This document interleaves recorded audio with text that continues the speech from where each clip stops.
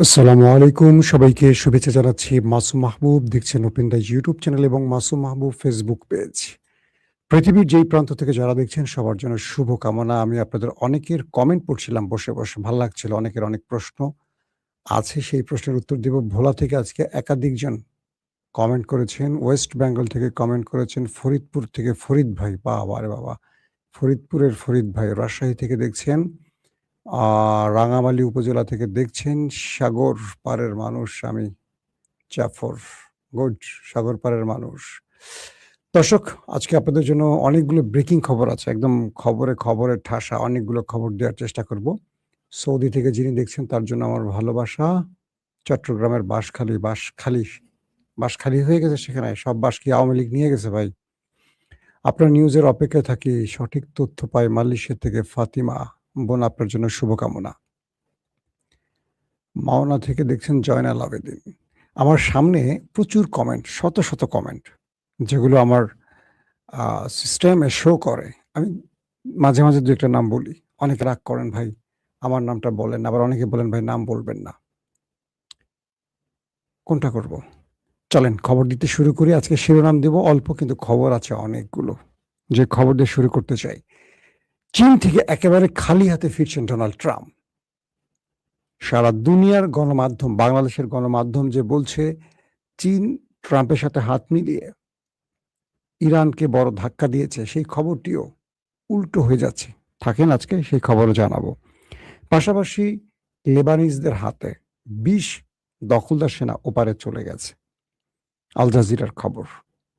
এবং আরব আমিরাত পুরো আরবকে ইরানের বিরুদ্ধে যুদ্ধে জড়াবার প্ররোচনা দিয়ে ফেঁসে যাচ্ছে। এবং নেতানিয়াহু, আমাদের নেতা কাকু, তিনিও ফেঁসে যাচ্ছেন ইরানের হাতে। এবং কি বলবো, ব্লুমবার্গ যে খবর দিয়েছে মোটামুটি মাথা নষ্ট হয়ে যাবে ইয়াল জামিরের এবং নেতানিয়াহুর। দর্শক, আমি একটা করে আপনাদের খবর দেওয়ার চেষ্টা করছি। প্রথম যে খবরটা দিয়ে শুরু করতে চাই, ডোনাল্ড ট্রাম্প এবং শি জিনপিং। ডোনাল্ড ট্রাম্প এমন একটি সময়ে এই সফরটি করেছেন, তখন আমরা মোটামুটি, স্যার আপনার সাউন্ড একটু সমস্যা আছে মনে হয়। সাউন্ড কি কোনো সমস্যা আছে? আমি তো আমার সিস্টেমে সাউন্ড প্রবলেম দেখছি না। আপনারা তারপরে যদি প্রবলেম পান আমাকে বলবেন। আমার কাছে তো সাউন্ডের কোনো প্রবলেম দেখতে পাচ্ছি না।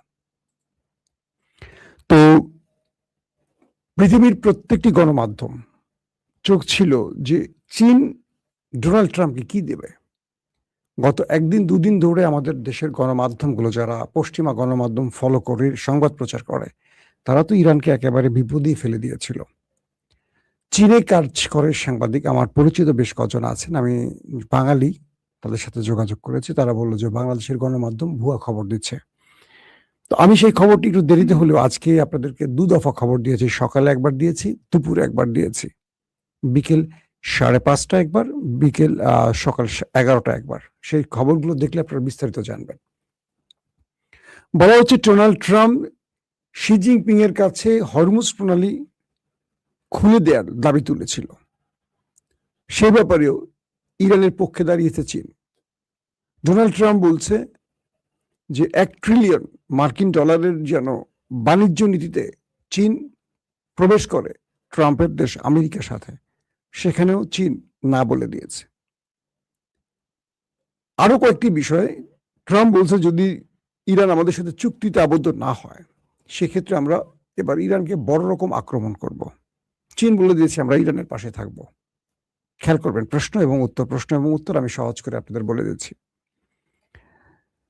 এবং যে ১৬ জন মার্কিন গুরুত্বপূর্ণ সিইওকে নিয়ে ডোনাল্ড ট্রাম্প চীন সফর করেছেন, তারাও মোটামুটি খালি হাতে ফিরেছেন। সিইও বোঝেন?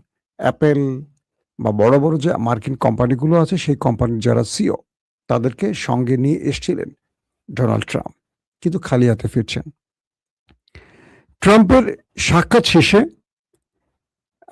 মোটামুটি চীন ট্রাম্পকে ধমক দিয়ে বলেছে যে তুমি ইরানের সাথে যে পাঙ্গা নিচ্ছ আর তুমি যে আমাকে দোষারোপ করছো, আগে তোমাকে নিজেকে চিন্তা করতে হবে, যুদ্ধটা কি আমি ছড়িয়েছি না তুমি ছড়িয়েছ। ট্রাম্প শি জিনপিংকে বলছে যে তুমি তোমার স্যাটেলাইট ব্যবস্থা দিয়ে মার্কিন সেনা ঘাঁটির সকল অবস্থান তুমি ইরানকে দিয়ে দিচ্ছ, যেটা আমাদের জন্য বা ইরান আমাদের উপর আক্রমণ করতে সহজ হয়েছে এবং যেটা আমাদের জন্য ক্ষতিকর হয়েছে। শি জিনপিং বললেন, তুমি যে ইসরায়েলকে ব্যবহার করছো ইরানের বিরুদ্ধে, তুমি যে আরবের ভেতরে ঢুকে ইরানে আক্রমণ করছো, সেটা কি ভালো হয়েছে? এই যুদ্ধটা কি ইরান ছড়িয়েছে না তুমি ছড়িয়েছ? তুমি ছড়িয়েছ। অতএব তোমাকে বন্ধ করতে হবে। ইরান যে শর্তগুলো দিয়েছে, এটা চীন হলে আরো বেশি শর্ত দিত। তার মানে ডোনাল্ড ট্রাম্প যে ডিলের প্রত্যাশা নিয়ে এসেছিলেন, সেই ডিল শি জিনপিং এর সাথে তার হয়নি। এক প্রকার চীন বলে দিয়েছে, আগে তুমি হরমুজ প্রণালী থেকে তোমার ব্লকেট সরাও। কাকে বলছে? ডোনাল্ড ট্রাম্পকে। কারণ সেখানে সে ব্লকেট দিয়ে বসে আছে এবং বলছে, আগে তুমি তোমার ব্লকেট সরাও, তারপর আলোচনা হবে। তুমি ব্লকেট দিয়ে বিভিন্ন জাহাজকে আটকাবার চেষ্টা করছো, আর তুমি ইরানকে দায়ী করছো। তুমি সুযোগ পেলে ইরানের মধ্যে ঢুকছো, অ্যাটাক করছো, ড্রোন পাঠাচ্ছ, F-35 পাঠাচ্ছ, তারপর রিফুয়েলিং ট্যাঙ্কার পাঠাচ্ছ। ইরান তো এগুলো খেয়ে ফেলছে। তার মানে কি? তুমি অ্যাডভেঞ্চারের চেষ্টা করছো, তুমি অ্যাটাকের চেষ্টা করছো, ব্যর্থ হচ্ছে বলে এখন আমার কাছে আসছো। একদম টাইপটা এরকম। এক প্রকার শি জিনপিং ট্রাম্পকে ধমকের সুরেই কথা বলেছেন। বলছেন, তুমি কি করতে চাও করো, তুমি স্যাংশন দিবা, যেটাই করো করো, আপত্তি নাই, বাট যে যুদ্ধটা তুমি শুরু করছো সেই যুদ্ধটা তুমি বন্ধ করো, তারপর আমরা দু দেশের মধ্যে আলোচনা করব। এদিকে ইসরায়েলের সাথে আরব আমিরাতের মধ্যে একটা বিরোধ শুরু হয়েছে কিছু বিষয় নিয়ে। সাম্প্রতিক ইসরায়েলের সেনাপ্রধান ইয়াল জামির সফর করেছেন আরব আমিরাতে। পুরো বিষয়টিকে গোপন রেখেছে আরব আমিরাত। প্রশ্ন হলো, এই দুই দেশের মধ্যে হঠাৎ করে এই গুটুটা হচ্ছে কেন? কেন ইসরায়েলের সেনাপ্রধান আরব আমিরাত সফর করছেন? তার উদ্দেশ্য কি? ব্লুমবার্গ, একটি বড় গণমাধ্যম, বলছে মূলত ইরানের বিরুদ্ধে যুদ্ধের পরিকল্পনা সাজিয়ে দেবার জন্য ইয়াল জামির আরব আমিরাত এসেছিলেন। শুধু এই খবরটি নয়, ইসরায়েলের যিনি প্রধানমন্ত্রী নেতানিয়াহু এবং মোসাদ প্রধান, দুজনে এসেছিলেন আরব আমিরাতে, এবং সেখানে ইসরায়েল পরিকল্পনা সাজিয়ে দিয়েছে যেন আরব আমিরাত পুরো আরবকে নিয়ে ইসরায়েলের বিরুদ্ধে যুদ্ধ শুরু করে। সেই হিসেবে কয়েকবার আরব আমিরাত ইরানের ভেতরে অ্যাটাকও করে। যে খবরটি ইরান জেনে আরব আমিরাতকে শক্ত মাইট দেয়। তার পাওয়ার প্ল্যান্ট, তার গ্যাস কূপ জ্বালিয়ে দেয় ইরান। এরপর সৌদি আরবও এই অ্যাটাকে জড়ায়। এরপর সৌদি আরবকে একটা শক্ত মাইট দেয়। সৌদি আরব সঙ্গে সঙ্গে ফিল্ড মার্শাল আসিম মনির পাকিস্তানের সেনাপ্রধানকে ধরে, যে ওস্তাদ, টাকা লাগলে টাকা নাও, কি করব, বাঁচাও। ইরান তো বুঝে ফেলছে যে আমি অ্যাটাক করছি। এরপর পাকিস্তান সৌদি আরবকে একটা শক্ত চাপ দিয়ে বলে, কে বলছে আপনাকে ইরানের সাথে এই সময় লড়তে?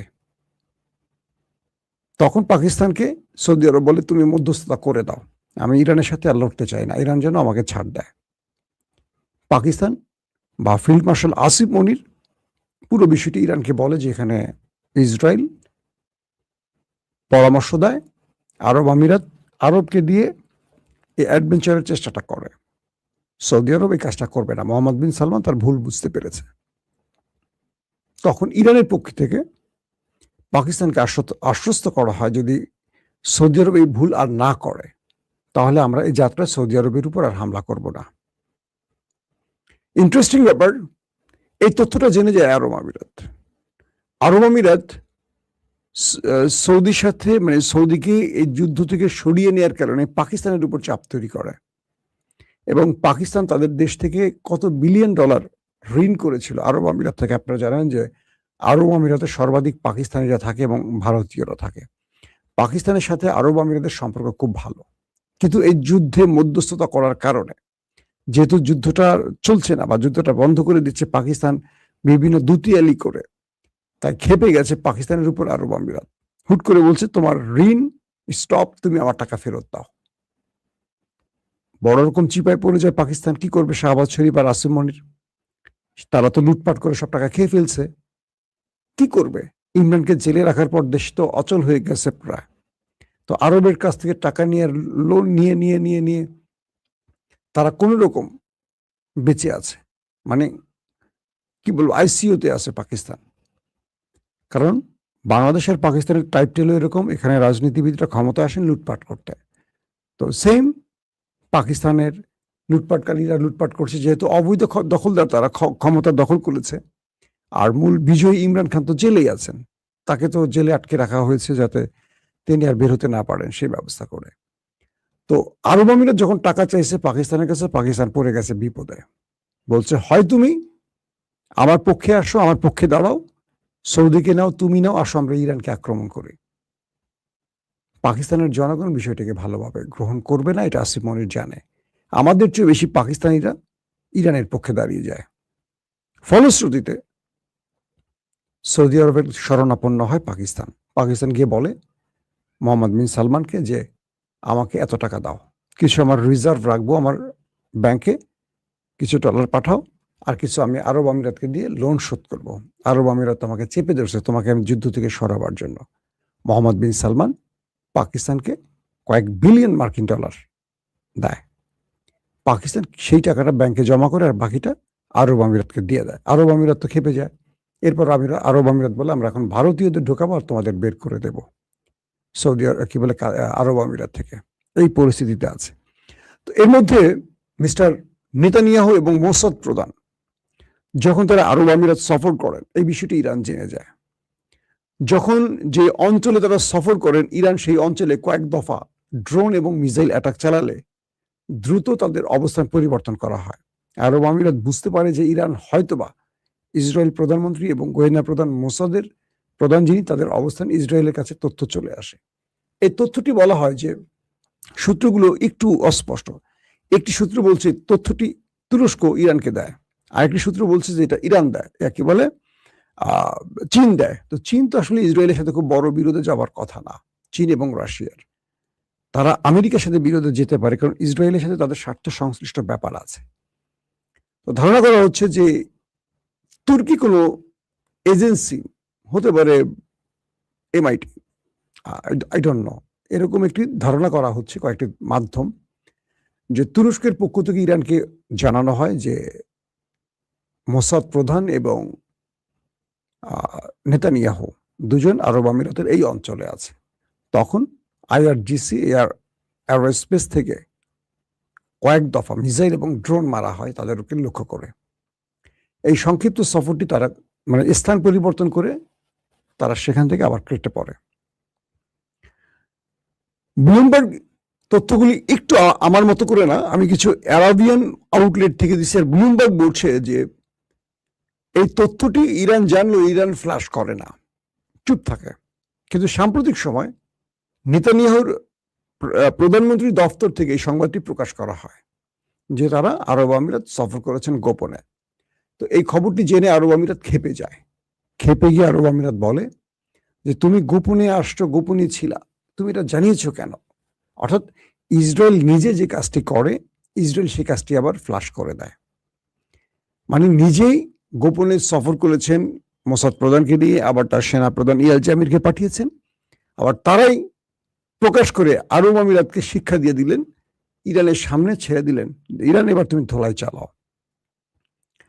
তার চেয়ে ভয়ঙ্কর খবরটা কি জানেন? আরব আমিরাত পুরো গালফের আরব দেশগুলোকে নিয়ে ইসরায়েলের পরিকল্পনা সাজায় তারা একজোট হয়ে ইরানের বিরুদ্ধে হামলা করবে। কিন্তু সৌদি আরব, কাতার বেঁকে বসে। তারা বলছে যে না, তারা এই ফাঁদে নামবে না, এই ফাঁদে পা দেবে না। তো এই কারণে আরব আমিরাত খেপে যায়। তারা ওপেক এবং ওপেক প্লাস থেকে বেরিয়ে আসে। তারা বলে যদি আমার দাবি তোমরা না রাখো, ইরানকে সম্মিলিতভাবে না মাইট দাও, তাহলে আমি ওপেক এবং ওপেক প্লাসের থাকবো না। তারা সেখান থেকে বেরিয়ে আসে এবং ইরানের বিরুদ্ধে যুদ্ধে আরব আমিরাত শেষ পর্যন্ত আরবকে প্ররোচনা দিয়ে যায়, কিন্তু আরব সেই ফাঁদে আর পা দেয় না। কারণ ভেতর থেকে তুরস্ক, চীন, রাশিয়া আরবদের সাথে দুতিলি চালায়। এর মধ্যে পাকিস্তান অন্যতম ভূমিকা পালন করে এবং পাকিস্তান অস্বীকার করে যে আমরা আরব আমিরাতের সাথে কোনো সামরিক চুক্তি করব না যতক্ষণ তারা ইসরায়েলের পক্ষে থাকবে। তারা চুক্তিটি করে সৌদি আরবের সাথে, আগেই করে, এখন কাতার সেই লাইনে আসছে, পাশাপাশি তুর্কিরা মানে তুরস্ক আসছে সেই লাইনে। তো এই অবস্থায় ফাইন্যান্সিয়াল টাইমস যে খবরটি দিয়েছে, সৌদির সাথে ইরানের বৈঠকটি হয়ে গেছে, যে বৈঠকটি আমরা গত 2 দিন ধরে বলছি, অনাক্রমণ যুদ্ধ, অর্থাৎ ইরান সৌদিতে আক্রমণ করবে না, সৌদি ইরানে আক্রমণ করবে না। এই বিষয়টি ফাইন্যান্সিয়াল টাইমস বলছে যে সৌদি ইরানের মধ্যে একটি বৈঠক হয়ে গেছে। এইটি আনুষ্ঠানিকভাবে এখন আরো বড় ফ্রেমে এটি আলোচনায় আসবে। তো এখন যে বিষয়টি তৈরি হয়েছে যে সৌদি আরব যদি ইরানের সাথে চুক্তিটি করে তাহলে ইরানের কি লাভ, সৌদি আরবের কি লাভ, এটি নিয়ে আমার আজকে সকালে একটি ভিডিও আছে, যেটা 11টায় করছে। আপনারা একটু চ্যানেল সাবস্ক্রাইব যারা করছে তারা দেখবেন, বা যারা দেখেনি তারা একটু ভিজিট করে দেখবেন। আমি ডিটেল সেখানে বলে দিয়েছি যে এখানে কি কি সুবিধা হবে। এর মধ্যে পাকিস্তানে তেহরিক তালেবান যারা খাইবার পাখতুনখোয়ার একটি জেলায় আত্মঘাতী হামলা চালিয়ে 8 পাকিস্তানের সেনাকে শহীদ করেছে। পাকিস্তানের মধ্যে তেহরিকে তালেবান খুব মাত্রাতিরিক্ত আকাম কুকাম করে যাচ্ছে। যখন তাদের ধোলাই দেওয়া হয় তখন আবার আমাদের প্রতিবেশী দাদাদের দেশটি তাদেরকে প্যাট্রোনাইজ করে, তাদেরকে বিভিন্নভাবে মনিটর করে আবার মাঠে নামায়। যখন পাকিস্তান একটা দুর্দান্ত খেলা খেলছে, ইরান আর আমেরিকার যুদ্ধ বন্ধে ভূমিকা রাখছে, গোপনে ইরানকে সহযোগিতা করছে, আরবদেরকে বা আরব তুর্কি এদেরকে নিয়ে একটা নেটওয়ার্ক তৈরি করতে যাচ্ছে, তখন আবার তেহরিকে তালেবান, নামটা কত সুন্দর, মানে নামটা হবে ইসলামিক কায়দায় কিন্তু ভিতরে পুরোটাই মাল হলো ওপারের মাল, বুঝছেন না আপনারা। তারা এই কাজগুলো করছে পাকিস্তানের মধ্যে। ইতিমধ্যে লেবাননের পক্ষে আল জাজিরার যে খবরটি দেখলাম সেখানে বলা আছে মানে মার্চ মাসের শুরু থেকে এখন পর্যন্ত 20-এর অধিক দখলদার সেনাকে ওপারে পাঠিয়েছে হিজু বাহিনী। এটি নিঃসন্দেহে আপনাদের জন্য খুশির খবর। অর্থাৎ 2 মার্চ থেকে আজ পর্যন্ত হিজু বাহিনীর সাথে আইডিএফ এর যে লড়াই হয়েছে সে লড়াইতে 20-এর অধিক তাদের সেনা ওপারে চলে গেছে। দর্শক, আরেকটি গুরুত্বপূর্ণ খবর আছে, সেটি হলো ট্রাম্প তো আজকে খালি হাতে ফিরে গেছেন, মানে আমেরিকার উদ্দেশ্যে রওনা হয়েছেন। আগামী 20 মে চীন সফরে যাচ্ছেন আরেক মাস্টার মাইন্ড, রাশিয়ার প্রেসিডেন্ট ভ্লাদিমির পুতিন। বলা হচ্ছে চীনের আমেরিকার প্রেসিডেন্টের সাথে যে আলোচনাগুলো হয়েছে তার নতুন ঝালাইটা আসতে পারে রাশিয়া থেকে। কারণ ট্রাম্প এক বাক্যে এই সফরটি নিয়ে ব্যাপক আয়োজন করলেও মূলত তিনি মনক্ষুণ্ণ বা বিষণ্ণ মনে খালি হাতে ফিরে গেছেন। ইতিমধ্যে আন্তর্জাতিক খবরগুলো সেগুলোর দিকে নজর দিচ্ছে। তো 2 মার্চ থেকে দুঃখিত, যে খবরটি বলছিলাম যে মিস্টার নেতানিয়াহু এবং শি জিনপিং এর মধ্যে যে আলোচনাটি চূড়ান্ত হয়েছে এবং আগামী সপ্তাহে তারা আসছেন, সেটিও আমার মনে হয় ইরান যুদ্ধের জন্য একটা বড় ভূমিকা রাখবে। অর্থাৎ আমেরিকা বলে গেছে চীনকে, যেহেতু আলোচনা সফল হয়নি আর চীন আমাদের কোনো শর্ত মানছে না, তার মানে আমরা চীনের উপর এবার বড় মাত্রা ইরানের উপর বড় মাত্রা আক্রমণ করতে যাচ্ছি। এখন বিষয়টা হলো যে ইরানকে রক্ষায় চীন এবং রাশিয়ার ভূমিকা কি হবে। আগামী সপ্তাহের আলোচনা থেকে সেই বিষয়টি হয়তো আরো ক্লিয়ার জানা যাবে। আরব আমিরাতের খবরটি দিয়ে শেষ করি যে আরব আমিরাত ইসরায়েলের সাথে গোপন প্রেম করছে, কয়েকটি সূত্রের দাবি। সেই আরব আমিরাত ভারতের সাথে $5 বিলিয়ন মার্কিন ডলারের চুক্তি করতে যাচ্ছে, অথচ তারা পাকিস্তানকে বের করে দেওয়ার পরিকল্পনা করছে। বাংলাদেশের সাথে তো খারাপ আচরণ আছেই, বুঝতে পারছেন, অনেক বড় বড় জুব্বা পরে ভিতরে পায়জামা ছাড়া। সেই দেশটি ইসরায়েলকে তার দেশে আনছে ইরানকে ধ্বংসে। সেই দেশটি ভারতকে $5 বিলিয়ন মার্কিন ডলারের চুক্তি মানে টাকা দিচ্ছে, ভারতকে দিচ্ছে, ভারত দিচ্ছে না। তো এমন একটি দেশ আরবের মধ্যে বসে আছে, তা আমরা আশা করি সেই দেশের শুভ বুদ্ধির উদয় হবে, নতুবা ইরানকে বলবো তাদেরকে যেটা করা সেটা করে দিতে। দর্শক, আমাদের চ্যানেল যাদের ভালো লাগে অবশ্যই সাবস্ক্রাইব করবেন, আমি এটা খুব কম বলি। পাশাপাশি আমাদের ফেসবুক মাসুম মাহবুব ফেসবুকটি আপনারা একটু লাইক ফলো করতে পারেন। আমি দেখতে পাচ্ছি ফেসবুকে আজকে দর্শক খুবই কম, কারণ এটি নোটিফিকেশন আকারে কোনো জায়গায় যায়নি, হয়তো শিরোনামটা তাদের ভালো লাগে নাই। কাদের বুঝতেন তো? আমার জুকার কাকুর। এই হলো অবস্থা। প্রত্যেকে ভালো থাকবেন। আল্লাহ হাফিজ।